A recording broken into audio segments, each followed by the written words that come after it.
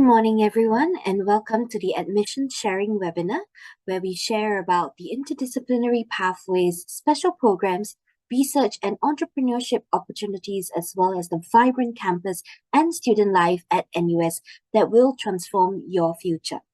I am Grace, and I'll be your MC for today. Thank you for taking time to join us.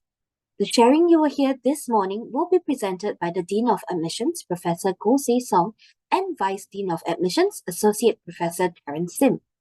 Following their presentations, there will be a Q&A segment, and we have specially invited two NUS international students to share their experiences. If you have any questions, we greatly appreciate if you could please write them down in the Q&A tab below, and we'll answer them during the Q&A segment. Thank you for your patience. So to begin today's session, I'd first like to introduce our speakers. Professor Goh Se Song is the Dean of Admissions at the National University of Singapore, NUS. A mathematician by training, he received his bachelor's degree from the University of Oxford in 1988 and his master's and PhD degrees from the University of Michigan, Ann Arbor in 1990 and 1992 respectively. He joined NUS's Department of Mathematics in 1994. He is highly passionate about education and has received numerous teaching awards, including the University Outstanding Educator Award in 2009. His research interests are on the theory and application of wavelets, approximation theory, and harmonic analysis, and he also participates in interdisciplinary research involving the practical use of mathematics. Professor Terence Sim is the Vice Dean of Admissions and an Associate Professor at the School of Computing, NUS. He is also a Principal Investigator at NUS Center for Research in Privacy Technologies.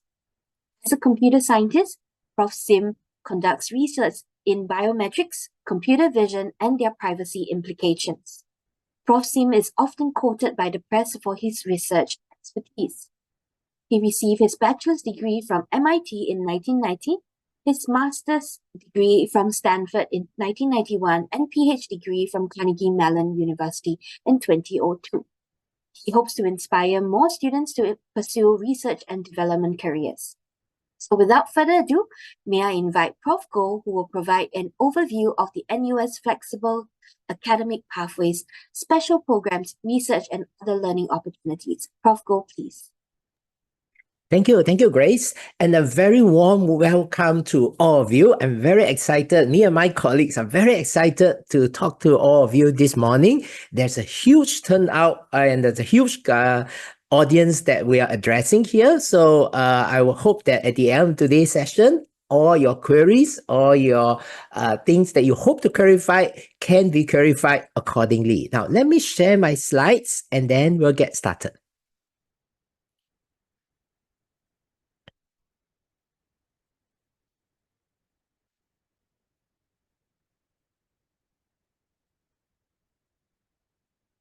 Okay, once again, very good morning and a warm welcome to NUS. And I would like to actually take half an hour to explain to you some of the key developments and key programs and the programs that we offered to you to enhance your education in National University of Singapore. Now, before we begin, let me just take a few moments to actually talk about the paradigm shift in university education. All of you now at the important juncture of your life. You're thinking about where and what are you going to study at the university. Nowadays, the university education is very different from the university education of, let's say, your parents' generation. Nowadays, the university education is much more than just a paper qualification, just more than accumulation of knowledge. At the university, you will actually learn disciplinary knowledge. That is a given. It's still there. At the same time, you will learn future-ready skills. And at the end of the university education, we will facilitate and enable you to integrate both disciplinary knowledge and future-ready skills. And as the society has developed nowadays, the delivery of classes at a university education has changed as well. It's very innovative. There's a wide variety of pedagogies being used. You will still have the traditional lecture tutorial system. We have small class learning. We have seminar style learning. We even have a hybrid of online and face-to-face learning. And at the same time, we all realize that the modern world is very complex. The problems of the modern world are very complex. So this is where we need to make sure that you're well equipped in terms of interdisciplinary knowledge, because after graduation, when you work in the modern world, most likely you need to be able to talk to students or colleagues of different disciplinary background to solve these complex modern world problems. And that's where we bring in interdisciplinary learning opportunities as well. At the same time, we want to make sure that our students actually have a global perspective. So there'll be global learning opportunities as well. And like I said, most likely after your graduation, you will work in a topic that is actually an area that is related to what you study at the university. So at the university, career preparation, incorporating internship opportunities. These are some of the things that a good university education should provide. And many of you at this moment is really coming to this webinar is thinking about what should I study at the university, the program of study. And the program of study, to answer that question, I would like to ask you two questions back in return. What is your passion? What is your aptitude? You will realize that these two aspects, passion and aptitude, are both very important in terms of choosing your program of study. If you're passionate about something, you'll be good at it. If you're good at something, you want to find out more. And at the end of the day, what happens is that, like I said, the first job will be related to what you study. Now, we want to make sure that when you go for your job every day, go for your work every day, after graduation, you're passionate about this, you're good at it, and you will enjoy going for that career. So welcome to the NUS experience. And this is a snapshot about what the NUS experience is all about. And let me just give you a quick summary. We will elaborate further together with my colleague, Professor Terence later on. Now, in terms of World University ranking, last year, we were very excited because at the QS World University ranking, last year was the first time that we came in top 10 in the world. We were number 8 in the world. And in this year's ranking, we are very humbled and excited that we maintain our number 8 position in the world. And we are a research-intensive, comprehensive university. Every year, we take in more than 7,000 undergraduate students. And because of our size, we are able to offer a wide range of bachelor's degree programs. We have more than 60 different bachelor's degree programs. We have a very vibrant student life. We have more than 200 clubs and societies and interest groups. And although Singapore is at one corner of the world, we make sure that our students have global exposure, global perspective. So we have partnership with more than 300 universities spanning over 40 countries. And our graduates are very employable. And our graduates, NUS graduates, are consistently within top 10 for global employability. And some of you may wonder, while the overall ranking of the university is high, how about the individual subjects? Which are the programs that we are ranked high? And in fact, there is a separate ranking called QS World University Ranking by Subject. And NUS had 19 subjects within global top 10. And if you extend it to global top 20, then, almost most of our disciplines are within that top 20. If you look at this list here, you notice that engineering, we are strong. Chemical engineering, civil engineering, electrical engineering, mechanical engineering, we are all within top 10. And in terms of computing, some of you are thinking of doing computing, computer science and information system, data science and artificial intelligence, we are also within top 10. And the sciences, like for example, chemistry, mathematics, and statistics and operational research, we are also within top 10. And you may see that in the STEM discipline, NUS is well established.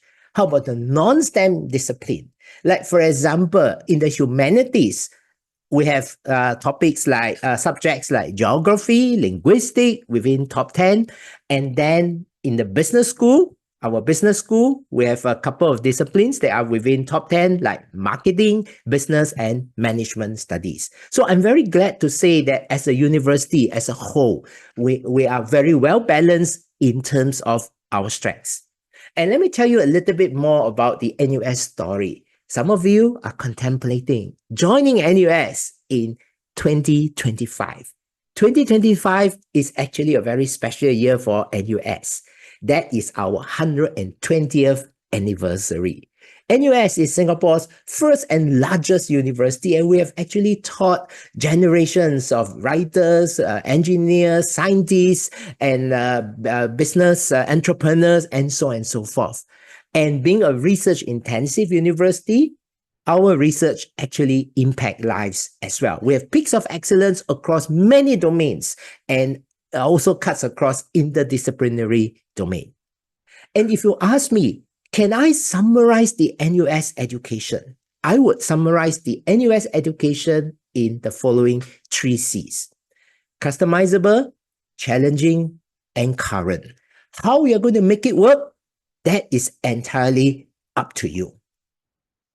And let me give you a quick snapshot about what are the undergraduate degree programs that we offer. You notice that this is a very long list here. Now, if you're interested in humanities and sciences, you can apply to the Common Admission Humanities and Sciences program. Under the framework of the Common Admission Humanities and Sciences program, the moment you are admitted, you can choose any of the majors that is demonstrated in purple fonts here, from arts and social sciences or from science. If you're passionate about economics, which I saw many students ask about economics, the moment you are inside the humanities and sciences program, you'll be allowed to choose economics. No further selection. On the application form, we even allowed you to indicate your preferred major. And that is our commitment to you. But of course, after you have entered the university, you have wanted to explore a different preferred major rather than the first one that you indicated. No problem. No further question asked. Like, for example, if you're interested in psychology, very popular one, we'll give it to you. If you're interested in, let's say, data science and analytics or life sciences, no further selection. The moment you're in the humanities and sciences program, we'll give it to you. Now, under humanities and sciences, there are some other program which is direct admission. That means these are smaller boutique programs. The intake is smaller, so you apply directly, like food science and technology, pharmaceutical science, and the 3 cross-disciplinary programs that I've highlighted. Some students are interested in design. It could be architecture, landscape architecture, industrial design. You apply directly to this. But under design and engineering, if you're interested in engineering, there is again a common admission program called engineering. And they are all those majors that is presented in red fonts here that you can choose the moment you are inside the engineering program. It could be chemical engineering, electrical engineering, mechanical engineering, no further selection. The moment you're in, we'll honor accordingly. And you notice that on that list, that there is a new entry. For those of you who are keeping track of the degree programs we offer, this is something new. Robotics and machine intelligence. This is a new major that we're going to roll out for the first time in 2025 and under the engineering program. And there's only one program, which is computer engineering. That one is direct admission because it's jointly offered by the College of Design Engineering and the School of Computing. Now, the School of Computing actually has a number of majors, and you notice that what is new this year is that there is a common computer science programs admission. And that one actually allows you to choose 2 majors under it. One is computer science. The second is artificial intelligence. Artificial intelligence, again, is a new major that we're going to roll out for the first time in 2025. I think we all know that AI is now a very hot area, so we are offering a major. Then there are 3 other majors: business analytics, information security, information system, that you apply directly. And business administration, for students who are interested, there is a common admission business administration program, and there are all these 9 majors underneath it. You can choose any of them the moment you are in. I saw there's a big interest in accountancy, in finance. No problem. The moment you are in, you can major that accordingly. And we have other programs like medicine, dentistry, and law. And then we even have a music school. If you're interested in healthcare, then we have nursing and pharmacy as well. So let me summarize what are the hallmarks of the NUS education. Now, in general, in the NUS education, apart from programs like medicine, all our undergraduate degree programs actually takes 4 years of study. And within the 4 years of study, you will study 40 courses. So on average, it's 10 courses a year. And out of the 40 courses, we split into 3 different baskets. The first basket is what we call a common curriculum. It can range from 10 to 15 courses, depending on the faculty you are in, depending on the degree program that you are studying. And under this common curriculum framework, it will actually provide a rigorous, broad-based intellectual foundation that expands your learning capacity. Then your major requirements, which is the degree program that you are pursuing, it ranges from 15 to 20 courses. Now, 15 to 20 courses, it will give you a solid major. But then, if you add up the total number of courses for common curriculum and major requirements, you notice that there is a balance. That balance is between 10 to 12 courses, depending on the faculty again, and that is what we call unrestricted electives. And this is what I call the fun part. With the unrestricted electives, you are able to have flexible pathway. Think of it this way. Your major requirement, you want to go deep in a certain discipline. You can do that. You can use your unrestricted elective space to go deep in that major. Or you can go broad to do a second major and a minor, which enables you to do an interdisciplinary approach in teaching and learning. Let me illustrate this by looking to illustrate our flexible and student-centric pathway. So let's say we have a student in the common admission engineering program. This student decided to do our new major, robotics and machine intelligence. So the student will pursue the common curriculum.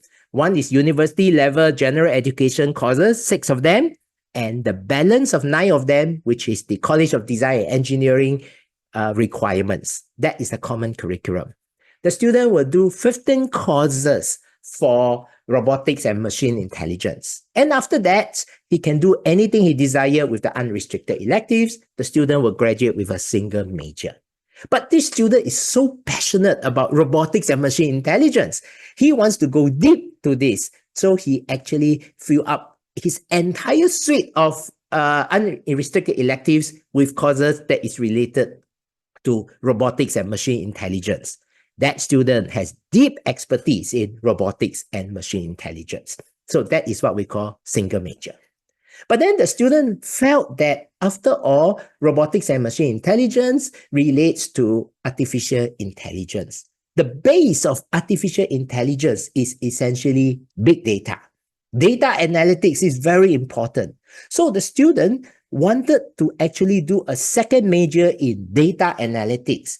That is not offered by the College of Design and Engineering, but offered by the Faculty of Science. No problem. As a comprehensive university, the student can go to Faculty of Science, do a second major, 10 courses in data analytics. Now, that gives the student a double major. But the student realized that doing a second major, 10 courses is too intense for data analytics. He just wants to do less, but have a good knowledge about data analytics. He decided to convert into a minor. So a minor in data analytics, 5 courses. And that is the major minor combination. And he still has 5 courses to do whatever he desires. Now, the student then realized that he aspired to be an entrepreneur.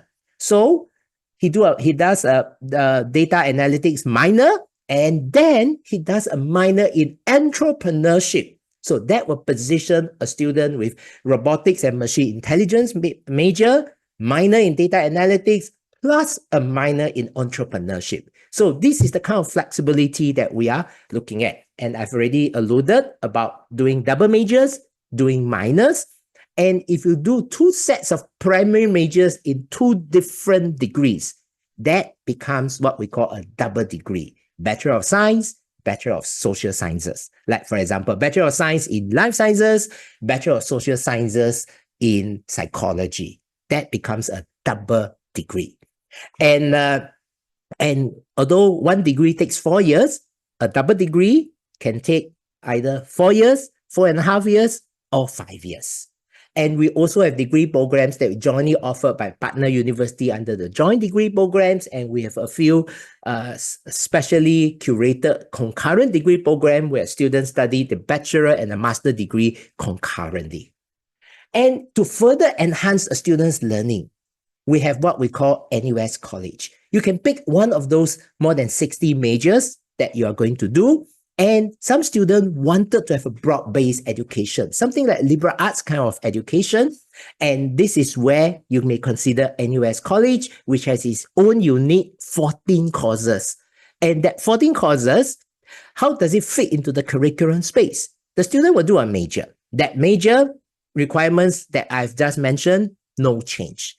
Instead, the 14 courses will actually replace some of the faculty common curriculum and some of the unrestricted electives. Depending on which faculty you are in, if you are in Humanities and Sciences, then most of the common curriculum can be replaced by NUS College curriculum.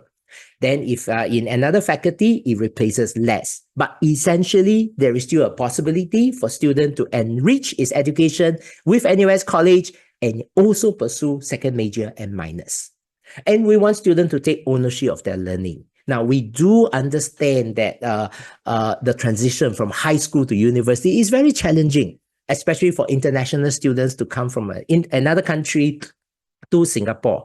Now, we want you to get used to university life, so we have what we call a grade-free first year. In the first year, if you like the grades of the courses you are doing, you can keep it. That can be counted towards your GPA, your grade point average, that can be decided, that will be used to decide your class of graduation honors. However, if you pass the module, the course, but you don't like the grade, you can opt for grade free in the first year. So it will not affect your grades as long as you pass the course. Now, some students aspire to do research. And in NUS, being a research-intensive university, you don't have to wait for graduate school to do research. You have opportunity to do research as early as year 2, as part of the courses you are taking. You can do it again in year 3. And at the final year, there is final year research project as well. And under this framework, you really get a chance to take ownership of your learning. And like I said, we want our students to have global perspective. So this is the suite of how you can make the world your classroom. You can go for student exchange in one of our 300 partner universities spanning over 40 countries. You can spend 1 semester there or 1 year there. And under the student exchange program arrangement, you will have academic advisors in your faculty that will go through with you the courses you're going to take at the partner university so that all of them can be mapped back to NUS and count towards the graduation requirement. And the fees that you pay at the student exchange program, the tuition fees, is still NUS tuition fees, which is heavily subsidized by the Singapore government for most students. And at the same time, some of you may say that spending 1 semester is too long. So is it possible to have a taste about studying overseas, but don't spend so much time? You can do 4 to 6 weeks in our summer and winter programs.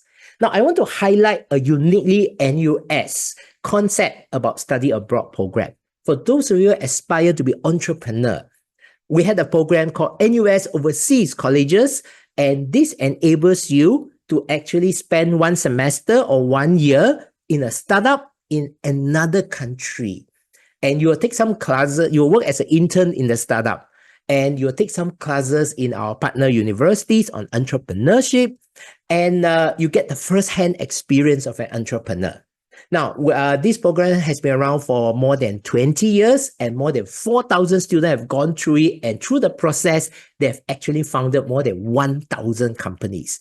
11 of these companies has already reached the what we call the unicorn status. That means US dollars, the worth of US dollars, 1 billion.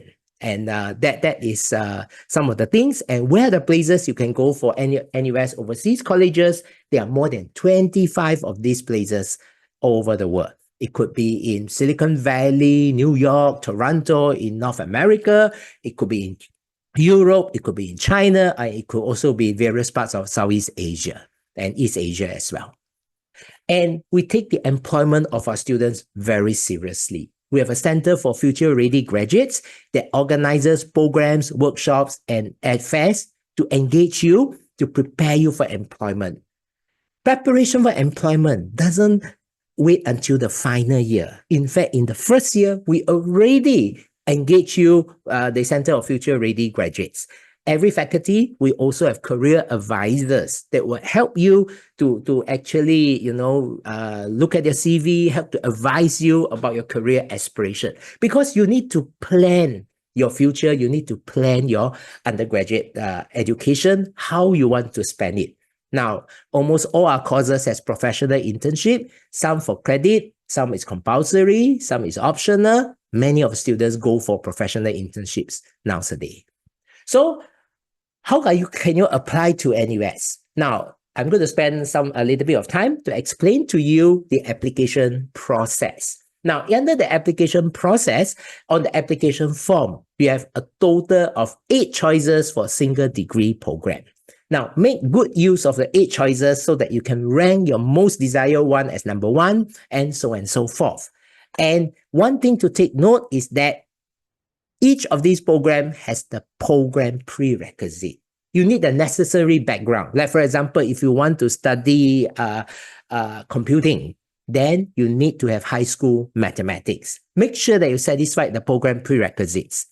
And look for the qualifications. Now, all of you here come from very diverse background, and I'm pleased to say that we actually admitted students based on more than 30 different international qualifications. Each of these international qualifications we recognize, and we will actually have their respective requirements. Applications will begin on the 20th of November, which is very, very soon. And let me just run through some of the more popular ones, like, for example, IB. Now, IB, essentially, we will look at the student based on the IB diploma results. And how it works here is that we will look at as the first cut, the results of the qualification that the student is presenting. If based on the result, we are able to, if the results are very good, we are able to make an offer. We will make an offer based on the results. However, we do realize that there are students with strengths that is beyond just the results. So for students, we have still good results, but we are not able to make an offer yet. We will actually look beyond grades. And this is where we look through the process of aptitude-based admission. We will require you to list up to 4 of your achievements and complete 5 short response questions to highlight your achievements beyond grades. And for IB, there is something that is special. Do take note for all the IB students here, that is, we have bonus point for your first choice degree programs. Now, the first choice degree program has to be one that doesn't have interviews or additional selection tests, which is those that I've listed here. So what happened here is that if your IB score is, let's say, 41, and you put down business administration as your first choice, then when we assess you for business administration, instead of treating this like 41, we treat it as 42. So I give you a first choice bonus point. But then, of course, if business administration is the second choice, then we will treat this as a 41. So put your first choice wisely.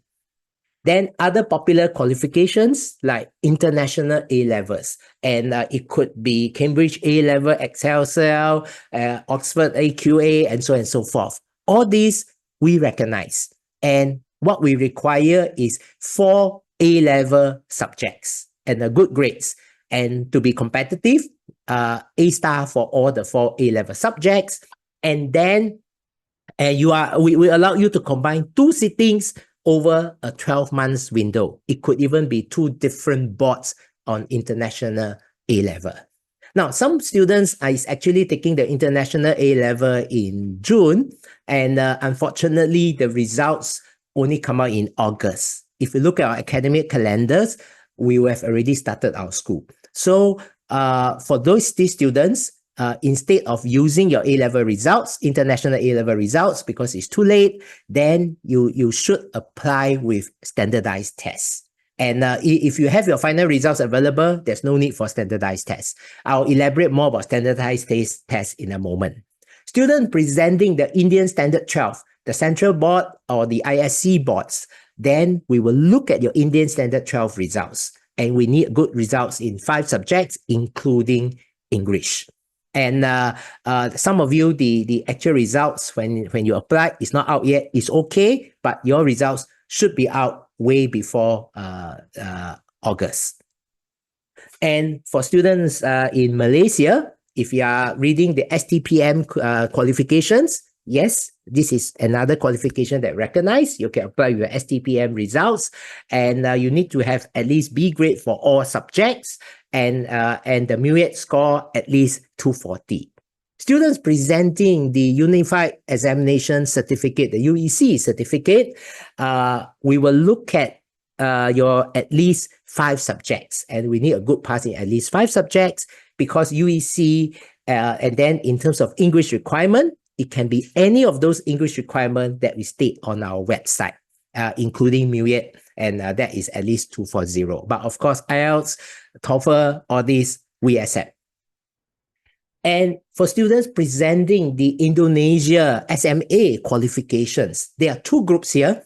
One group is those already got the SMA results. Then you apply with your SMA final results, plus something that meets the English requirement. IELTS and TOEFL are 2 possibilities. There are others. Go to our website and you can look at the various English requirements. And for those students who are in graduating grade 12, that means you will graduate next year in 2025, then you can still apply. You apply with your grade 11 semester 2 results plus grade 12 semester 1 results. Again, we need the English requirement. Students from Vietnam National High School curriculum, similar arrangement. If you have graduated, you have the final results, apply with the final results. If you are going to graduate next year in 2025, apply with grade 11 Sem 2 result and grade 12 semester 1 result. Again, English requirement applies. Those from China taking the Gaokao, then you can apply with the final Gaokao results. Now, some of you is taking the Gaokao in 2025. No worries, Gaokao result usually come out at the end of June, and by early July, we will have received all your results. So you can apply with your latest high school, senior middle 2, semester 2 results for graduating students. And again, we need the English requirement accordingly.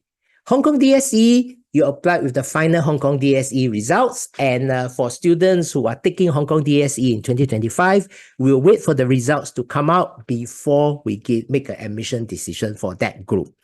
And Hong Kong DSE requirements, 3 level 3 core subjects plus level 4 English and minimum 2 elective subjects in either category A and/or category C. And Hong Kong DSE, we do not require English requirement because that is taught in English. And other international qualifications like Taiwan Senior High School, then we will look at your GSAT results, and we need at least 4 subjects, including English and mathematics, plus English requirement. Thai Matayong, we need the Thai Matayong results, and to be competitive, the overall GPA should be at least 3.7 and English requirement. And finally, Australian high school, Canadian high school, we also accept. And if English is one of the subjects studied under this Australian high school and Canadian high school, no issue. We don't need an English requirement score. But if not, then provide an English requirement score. How about other qualifications plus American high school? Then this is where we can consider you under standardized tests. Standardized tests, we have 3 different paths. The first one is through AP.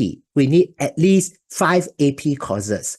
AP Calculus BC is required and 4 other accepted AP courses. The acceptable AP courses, we have stated it on our website. And to be competitive, most of them should be 4 or 5. And these AP courses can be combined up to 2 sitting. This is one possibility. Second possibility, you can apply with ACT with writing and at least 3 AP courses. Third possibility, SAT in 1 sitting and at least 3 AP courses. So I will advise that if students have standardized tests, do submit and we will see what we can do to assess your applications. And I've already alluded about this aptitude-based admission that we do consider students beyond grades. And for aptitude-based admission, we will actually give you opportunity to showcase your aptitude, your passion, and your ability. So for example, we have 5 short response questions. One of them is about how you prepare yourself for the degree program. Second question about your resilience. Third question, we want you to be reflective. Fourth question about your proudest achievement. And fifth question, anything else to highlight. Now, here you look at the character limit.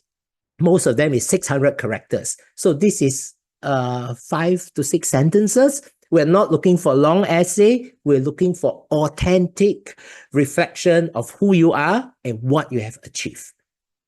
Do we have scholarships for international students? The answer is yes. Our admission is merit-based, and we award scholarship to individuals with academic excellence, outstanding leadership, and co-curricular activities. So some of the scholarship for international students are as follows. If you are ASEAN nationality, then you can be considered for the ASEAN undergraduate scholarship. If you are Asian country and you're studying science and technology, we can consider you for the science and technology undergraduate scholarship. And we also have NUS International Undergraduate Scholarship for students not in those 2 categories, but truly exceptional. NUS College has its own international scholarship. And at this moment, there's no need for you to make a separate scholarship application. We will automatically consider students for all these scholarships through their admission application. All these scholarships actually covers full tuition fees plus living expenses. And in return, you will work in Singapore for 3 to 6 years after graduation. I'll elaborate a little bit more about that. And that is related to what we call the MOE, Ministry of Education Tuition Grant. This is like a partial subsidies by the Singapore government. This is offered competitively to international students based on the merit of the application. On your application form, you will be asked to indicate whether you want to be considered for the MOE tuition grant. And this will reduce your fees substantially. And in return, you have to work in Singapore or Singapore registered company. We don't specify which company, but it has to be Singapore registered company in Singapore for 3 years after graduation. And this is how it works. So for example, these are the tuition fees that we have for AY 2024 this year. And let's say you want to do computing. For a Singapore citizen, the subsidized fees, the fees is $8,250. For international student, it's about $39,000 full fees, Singapore dollars. And if you take up the MOE tuition grant, then for ASEAN nationality, you pay about 18,000 Singapore dollars. For other international students, you pay about 19,000 Singapore dollars. So this is quite a substantial tuition fee subsidies. And for students with the MOE tuition grant, and if it's still not enough, no worries. We do have financial aid scheme available through the form of NUS bursary, residential college bursary. We have loans as well for tuition fee loans, and so on and so forth. The annual cost of living in Singapore is about $6,000. Accommodation for on-campus is about $4,900 for 8 months. And so these are the important timeline. Application portal will start will open on 20th of November. If you're looking at IB, then we open on the 4th of December. And then this will close on the 5th of February for IB, and also for UEC, Vietnam High School, and Indonesian High School SMA on the 5th of February. All the other international qualification close on the 26th of February. And between end of March to May, wherever courses you applied with admission selection test, you will be asked to attend. And between end of March to July, that's where we start to release admission outcomes, scholarship outcome. For scholarship, there will be scholarship interviews as well. And additional information can be found from our website. You can send us inquiry at nus.edu/ask-admissions. You can also go to our website during office hours, Monday to Friday, nus.edu/live chat. Our student ambassador will be there to answer your question. So I stop share here, and I'll let my colleague, Professor Terence Sim, to tell you about living and studying in Singapore and the on-campus life. Over to you, Prof. Sim. I hope you can see my slides, everyone. Yes? Okay. All right. So, good morning, good afternoon, good evening, everyone, wherever you're from. I have quite a number of things to share with you. I'll begin with living in Singapore. Here we go. Okay, so very quickly, Singapore, we are a small little island nation located somewhere close to the equator. As you can see, our neighborhood is Southeast Asia. So this is where we are in the map. A very small area, about 700 square kilometers, a population of 6 million people, and therefore very, very dense. We're an independent country, a young country, independence only in 1965. This is our flag, our coat of arms, and this is our currency. And here are the rough exchange rates you can see on the right. So you can take a quick look to see the exchange rate. Okay. Very quickly about Singapore, we are a tropical sunny island, which means we are summer all year long. We are multiracial and multi-religious. That also means that we speak, well, there are 4 official languages. That doesn't mean we speak all 4. I can only speak 2. But English is used here as is Mandarin and Malay and Tamil, right? But English is the business language. And English is also the language we use for teaching in NUS. Okay, so that's important. We are located we have a very strong airport hub, so it's very easy to get to many different countries. I'll have a slide shortly about that.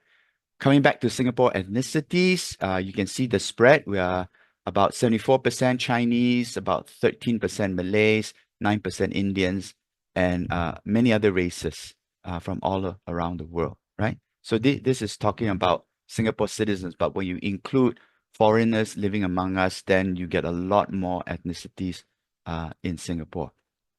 Singapore is also multi-religious. Here's a slide that shows you the spread of religions here.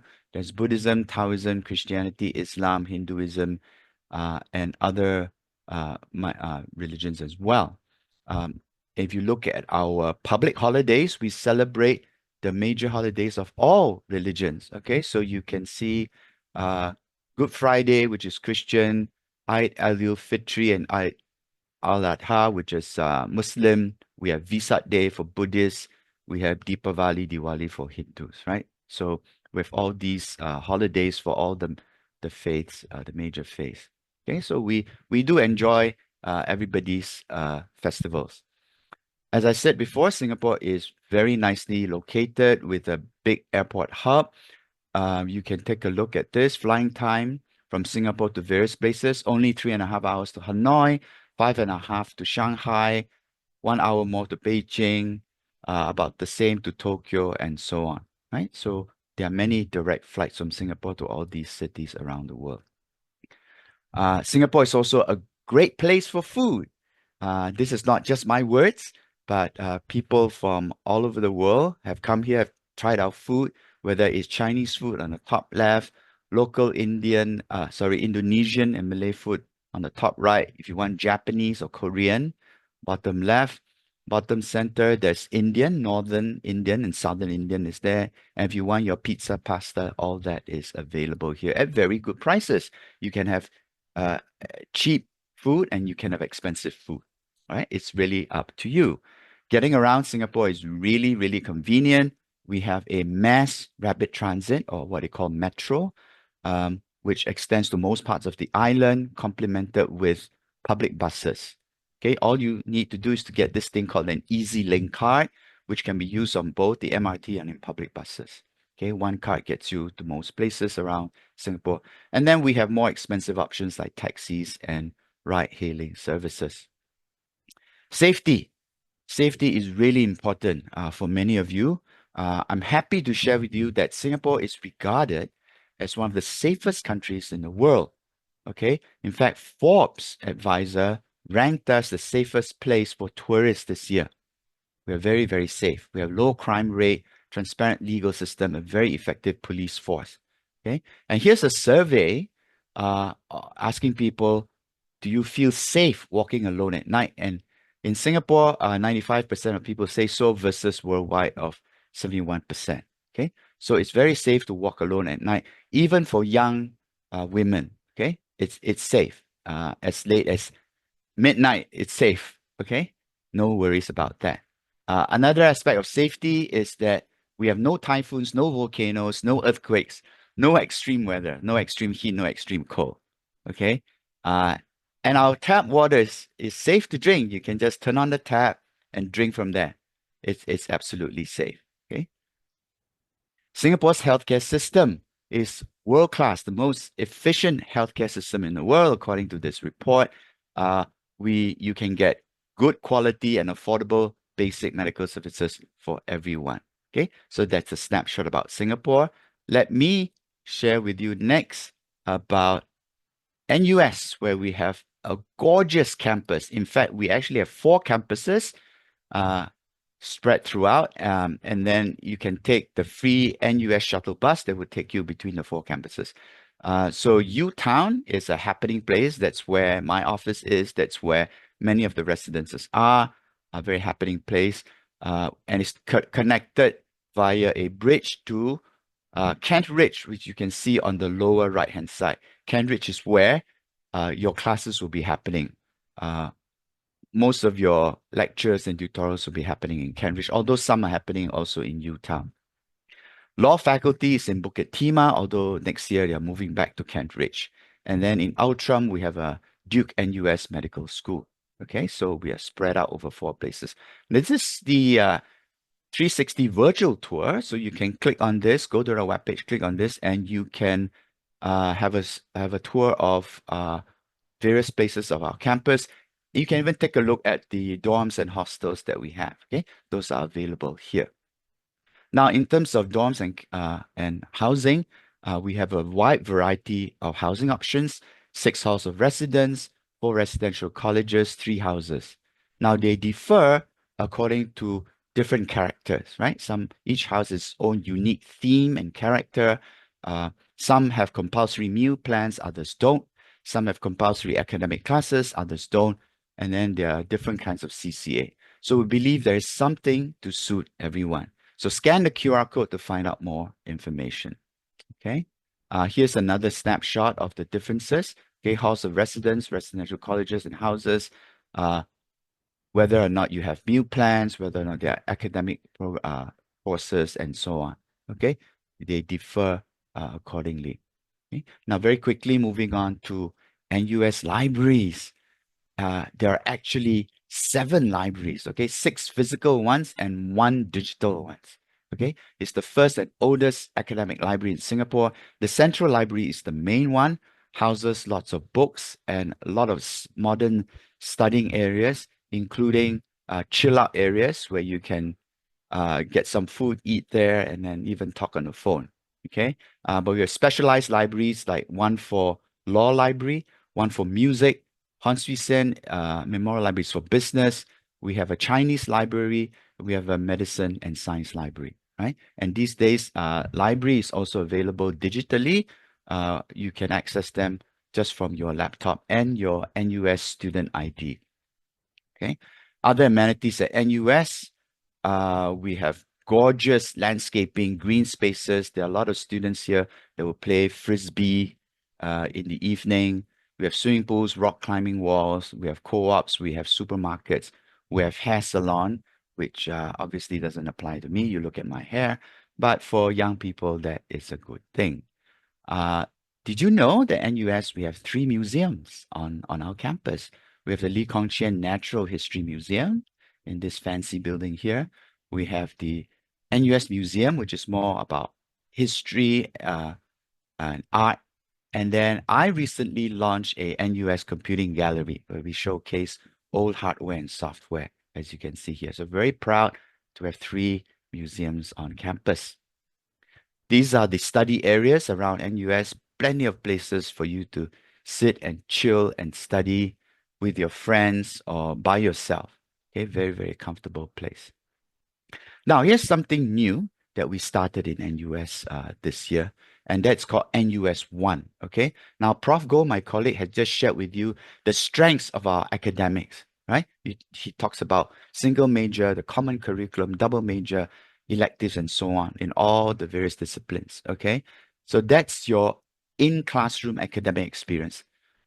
This year, we have something called the NUSOne, where we focus on the out-of-classroom experience because we realize that a holistic education also involves developing you outside your classroom. So this is where we want to train you up in knowledge mastery, to have strong interpersonal skills, to have mental resilience, to have a global perspective, to be aware of yourself, to manage your own thoughts, your emotions, and so on, and to have the cognition and intellectual inquiry. Okay, so really, NUSOne is about developing future talent. Okay, it's a holistic education. Okay, what this means is that there is a curated roadmap for you to groom yourselves in these non-academic areas, right? There are participatory programs, capacity building programs, contributory programs, and the important one is the introductory, where we will help you ease the transition from your high school to university life, okay? Because we recognize that for many students, that transition is not trivial. So we have an introductory set of activities for you to transition. Okay, so don't worry about it, but I just want you to know that we take both your education in the classroom and out of your classroom very, very seriously. NUSOne also encompass things like your clubs and societies, because this is where you can develop your leadership skills, your other soft skills, your communication skills, and so on. So if over 200 club societies, we have clubs having to do with music, arts, performing arts, culture. We have various interest groups that go hiking, environmental, and so on, cleaning up the environment, okay, community service, helping the elderly, the lower income. We have clubs catering to sports, all kinds of sports and games as well, okay? We are here to take care of you at NUS. Right on site, right on campus, we have a university health center. This is where you can go for your flu, your coughs, and your colds. You can get treated mostly for free. If not, the cost is very, very low. You can get your x-ray done and so forth. Okay. And then we have campus security to take care of you as well. So the university center is your first stop for your primary care. Okay. And they have some specialist clinics as well. Okay. And if you need further specialist care and something more major, just down the road, down the same road as the University Health Center, is the National University Hospital. It's a full-fledged government hospital. It's rated as one of the world's best in 2023. So we really take care of your health. All right. And for international students, we have this special new office called the ISCO, the International Students Coordinating Office. This was set up about 2 years ago to meet the needs of international students, right? What do? We help you transition into Singapore. Okay, so typically before in June and July, before you come, there'll be pre-arrival connection. The office will get in touch with you to help you prepare, get your visas, get your bank account, blah, blah, blah, things set up. Okay, there'll be various engagement programs. When you arrive on campus in August, there is an international students orientation where we take you around not just the campus but around Singapore to acquaint you with life here. And then once classes start, you'll be paired up. There's a buddy program. There's a friend. You've got a friend in me program, and this is really to help international students. So that's all I have in this short time here. Let me stop share and hand my time back to Prof. Go. Thank you, professors, for your sharing. We will now move on to the Q&A segment, and we have especially invited two NUS international students, Mr. Goh Yuan Ping and Ms. Dia Nagpal, to join the session. Yuan Ping is a third-year student majoring in chemistry with a minor in forensic science under the College of Humanities and Sciences, Faculty of Science. He is an international student from Malaysia who previously took the UEC examination and currently resides in Prince George's Park Residences. He was also one of the publicity executives in the Malaysian Students' League, publicity director of NUS NPCC, publicity executive of NUS Student Union Student Life Department, and an active student ambassador at NUS. Besides studying during school term, he was also appointed as a student helper at the NUS Office of Housing Services during summer and winter break. For the upcoming summer, he will be doing an internship as a quality control intern at Takasago, a Japanese corporation in the food industry. Kia is a second-year student majoring in Industrial and Systems Engineering with a second major in Management from the College of Design and Engineering. He is an international student from India who previously took the Indian Standard 12 ISC examinations. Last year, he has served as the vice president at the NUS Electrical and Computer Engineering Club, where she engaged with companies and industry professionals to seek collaborations while leading a team of 20-plus students. Currently, Dia serves as a deputy director of mentorship at NUS Women in Business, a business club where she facilitates the organization's flagship mentorship program consisting of 200-plus mentors and mentees. At her residence lighthouse, she has been a floor head as well as a coaching buddy. She also serves as an active student ambassador and regularly partakes in jazz dance productions in her free time. On top of juggling schoolwork and extracurricular activities, Tia believes in getting a head start in her career by sourcing for internships during her term break. This year, she spent a summer as a process automation intern at Siemens, and currently, Tia serves as an associate consultant at the Global Research and Consulting Group, where she works with a team of NUS students to provide pro bono consulting to NGO clients. So I'll hand the time over to Prof. Goh, who will be moderating the Q&A session.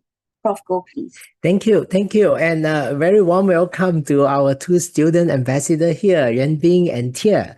And I'm sure the students in this webinar are very excited to meet both of you.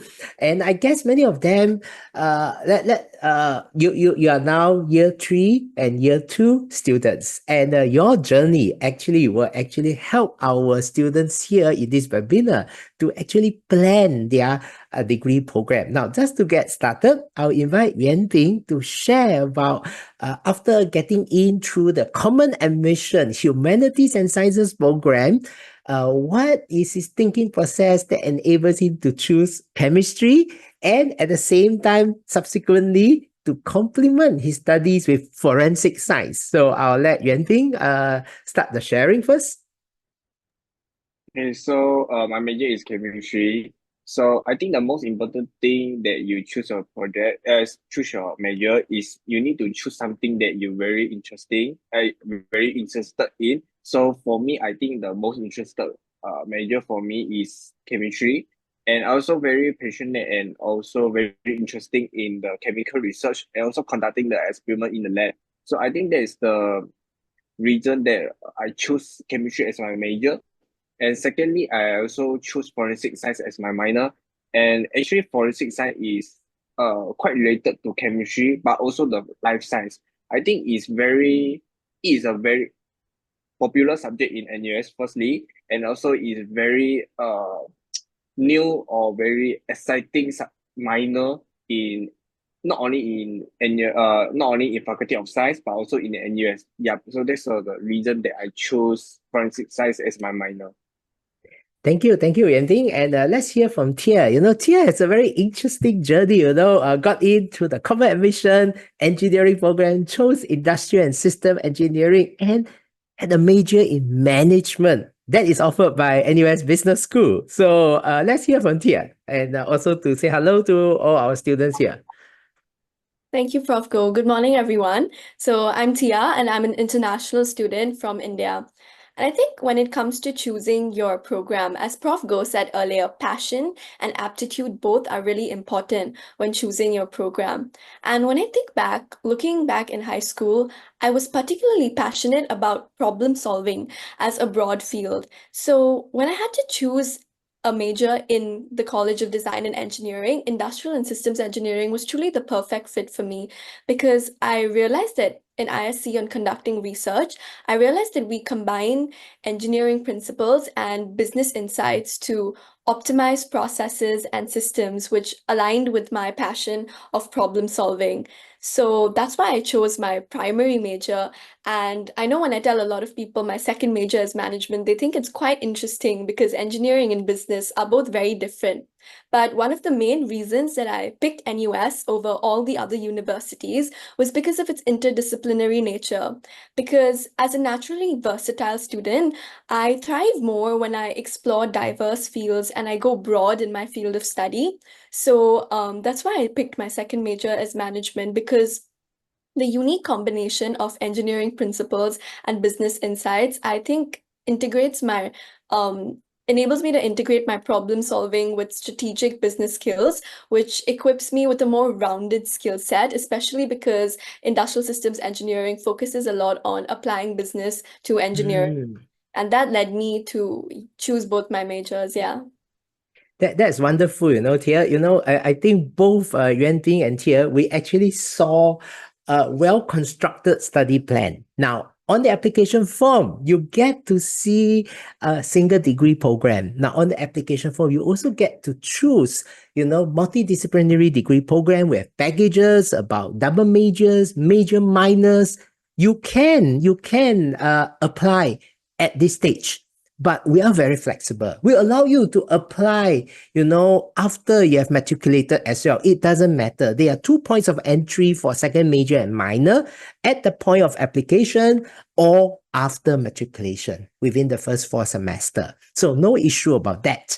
And what we put up on the application form are special package. We put it up for you. You can even do a DIY, you can decide what you want to do and then you find something that fits. And obviously, Yuan Bin and Tia actually have chosen something that really complement, they have the whole perspective in place. And so this actually brings us to the point that our NUS curriculum is very flexible and provide great diversity. So I will let my colleague, Professor Sim, to tell you more about the flexibility and the kind of diversity about interdisciplinary learning that we hope to inculcate in our students. Over to you, Prof. Sim. Yes, sure. Thank you, Song. So yes, so as you can see, it can be very bewildering, right? NUS, we offer so many different majors because we are a comprehensive full-fledged university. We're not just a business school, we're not just an engineering school. Okay. Now, having said that, okay, to prospective students here, do not be overwhelmed. Okay. As our two young students have shared with you, go with your first passion. Okay, whether it's engineering or business or science, whatever it is, apply for that as your you will be given 8 choices in your application form. Okay, make that your first or second.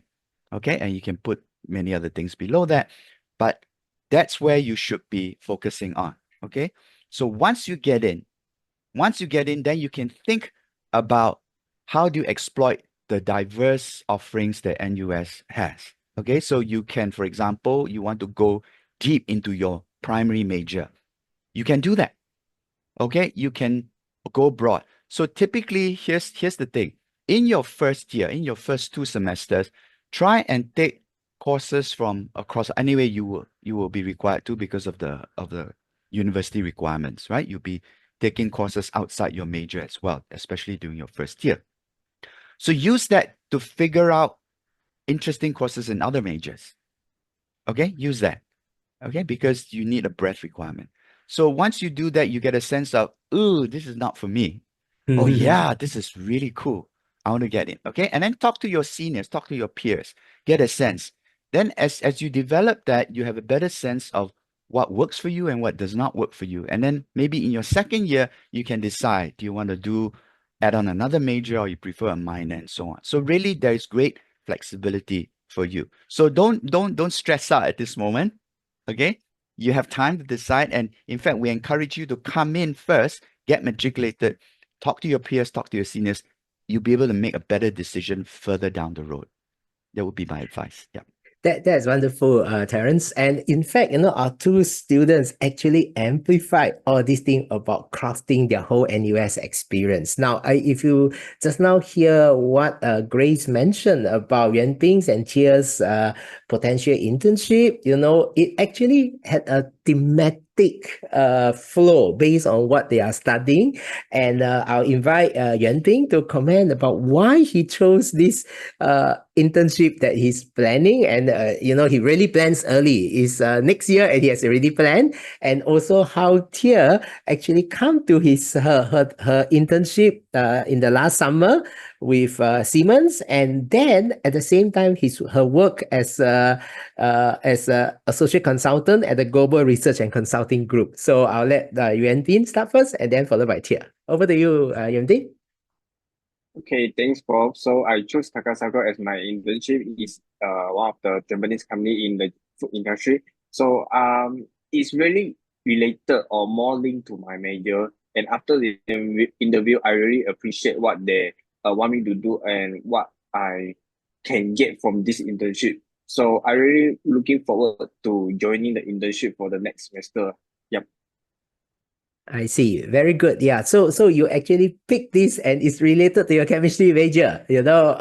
After all, food industry has chemistry inside. And those of you who are interested in the food science and technology major, that one has chemistry as a subject prerequisite as well. And for Tia, your journey, engineering, and then plus second major in management. Now it seems to follow this pathway even all the way to your internship. What was the thinking process? Now, what Prof. Sin said, don't stress about it at this moment, and how and when you figure out these directions that you want to take. I think this will be very assuring to our student participants here. Over to you, Tia. Yeah, exactly. As Prof. Sim said, actually, when I first came into NUS, I didn't have my second major in business. I was still exploring and seeing whether I really liked engineering, and I did, but I realized that I wanted to explore further, and that's when I took up my second major only in the second semester after adjusting and settling into NUS. And when it comes to exploring these fields in the real world context, like through internships or through this consulting project that I'm doing, I think NUS provides these opportunities because the Global Research and Consulting Group has an NUS chapter, and that really allows me to explore the management major that I'm doing. So I work as an associate consultant, and what we do is we work pro bono with real companies and work on real cases to provide consulting. And only on working with this real company did I realize that consulting is something I'm truly passionate about and want to pursue in the future. And that wouldn't have been possible if I didn't have the opportunity to try this out with the NUS chapter. And that's just one example of consulting allowing me to explore my business major. But as Prof. Go said, in the summer, I completed a process automation internship, which then allows me to explore the engineering path that I'm studying. So I really get the balance that I'm trying to achieve, exploring both industries, and hopefully in the next few semesters I can figure out if there's one that I want to focus on. And right now with my consulting journey, I really do think it's going to be consulting. Yeah.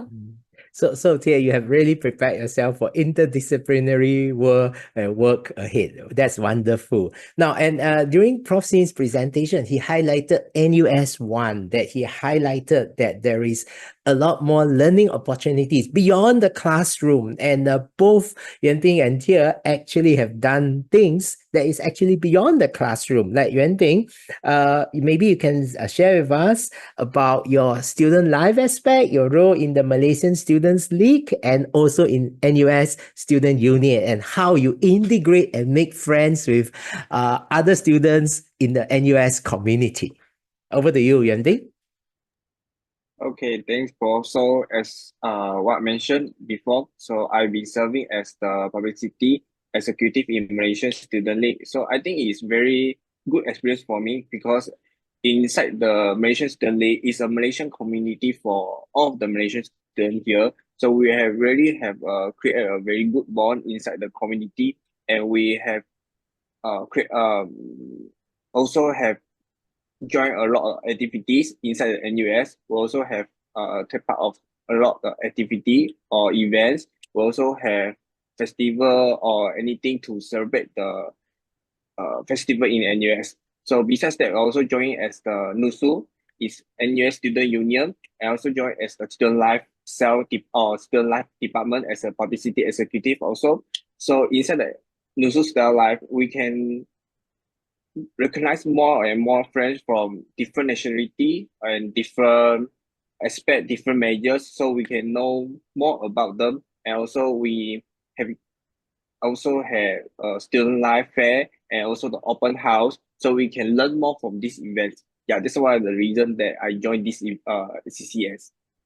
Yeah, so as you can see here, studying in the university is more than just academic. There are lots of learning opportunities beyond the classroom, even at the place that you stay. Like Tia stay at the Lighthouse. Lighthouse is one of the few types of on-campus accommodation under the concept of houses. So Tia, maybe you can share with us what are the interesting things, activities that you had in Lighthouse, and so that our prospective students, when they choose on-campus accommodation, they can actually look at the different types of on-campus accommodation and find one that suits them. So over to you, Tia.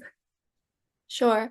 So as an international student, when I was picking my choice of residence, NUS presents you with a wide variety of options. We have something called halls. In halls, we focus a lot on CCAs. Every hall has their niche. So if you like sports, there are sports halls. If you like music and dance, there are music and dance halls. And then there are houses, like what I'm part of is called Lighthouse. So in Lighthouse, we have, it's not as focused on a particular CCA as halls are. So we have a wide variety of events. So we do, like I said, Grace said earlier, I was floor head last year. So as floor head, we focus on the welfare of the floor. We plan bonding events. We go out night cycling. We plan movie nights. And this year, I'm a coaching buddy as a part of the coaching and mentoring program in Lighthouse, where we organize welfare for the entirety of Lighthouse. So just last week, we curated welfare packs for all the residents. We went out and distributed them, spoke to all the residents about how the final season is going and how if we can assist them in any way. And Lighthouse, besides coaching and mentoring, we have different types of CCAs like Sound House, where the band comes together to perform every week. We also have Dance House, and particularly as a dancer, I am very active in Dance House. We do jazz, we do street jazz, we do Indian dance. So yeah, and Dance House in particular, a lot of options, and yeah. Thank you, Tia. I think you have really articulated what we really hope our students to be able to achieve on campus as well. Now, in the interest of time, I think we may have to wrap up this Q&A section. No worries about that. And I just want to let Yuan Bin and Tia maybe say a couple of words of advice to the prospective students here about their journey from, let's say, an overseas country to Singapore to study. So maybe I'll let Yuan Bing say a couple of words, and then Tia as well. Yes, over to you, Yuan Bing. Okay, thanks, Paul. So for the student here, don't stress out to apply the NUS. Just feel free to apply, and also NUS provide a lot of chances inside the classroom or beyond the classroom. Yeah, so NUS also provide a lot of CCA for you to join. We also have student life fairs for you to elaborate more CCA in NUS. So feel free to join NUS for us. Okay, thank you, Yuan Bin. Over to you, Tia. Any advice for a student? I think I'd just say that I think as an international student, sometimes people are often daunted by the task of settling in. But I think with NUS, they're provided with a lot of opportunities like the CCAs. It really does help you find a community of people that will align with your interests. The residences, there's a perfect fit for everyone. So although it might be hard initially to adjust, just know that eventually that the opportunities that NUS offers will truly help you to find your community and find your place in NUS. Thank you, thank you, thank you. And finally, let me invite Prof. Sim to give his piece of the advice as well. Over to you, Terence. Sure. Okay. So I remember when I was about that age, the age of the young people, and applying to go overseas, I was pretty anxious, right? Again, it's a different culture. It's far away from home. I've never lived away from my parents before. How will I deal with it? And so on. So in the end, when I actually went over, things were not as bad as my fears. Okay. And fast forward to today, there are many things going for you that you have that I didn't have. For example, you now have your phones. You can have instant messaging. You can have ways to communicate with your parents. Back then, one phone call, we only had nobody had smartphones, okay? In fact, the whole dorm only shared one phone, okay? And international calls were really expensive. So you couldn't call home except maybe once a month, okay? And now with the phone and all that, you can message. It's such a game changer, okay? I wish I had the technology that you do now, where you can really keep in touch with your parents and assure them that you are fine, or don't be afraid to tell your parents you're a little bit anxious. Your parents can give you advice as well, right? So I think don't be too concerned about that. Singapore is very welcoming and very friendly. So yeah, welcome. We welcome you. Yeah. Thank you, thank you, thank you. I couldn't agree more. It's a different generation. The game has changed, and just be open and embrace the learning opportunities ahead. So, okay, thanks very much for attending, and I'll pass the time back to Grace to close the session. And over to you, Grace. Thank you, Prof. Go, Prof. Sim, and students for sharing your experiences, insights, and sound advice. I hope they have managed to answer your questions and clarify your doubts. So with that, we have come to the end of today's admissions webinar. Thank you so much for joining us, and we hope this session has been helpful. We know that many of you have signed up for the respective sharing sessions today, and we wish you a fruitful time, gathering insights about the transformative experience and endless opportunities that await you at NUS. If you have yet to register for the various events and sessions, sign up now and hear from the respective colleges, faculties, and schools. You may refer to the session schedule via the QR code or the link provided. We also greatly appreciate if you could take a few minutes to fill in a feedback form. You may scan the QR code or access the link on the screen. Your feedback is important to us, so please let us know how we can improve. So thank you once again. We look forward to receiving your applications and warmly welcoming you to NUS. Have a pleasant day ahead.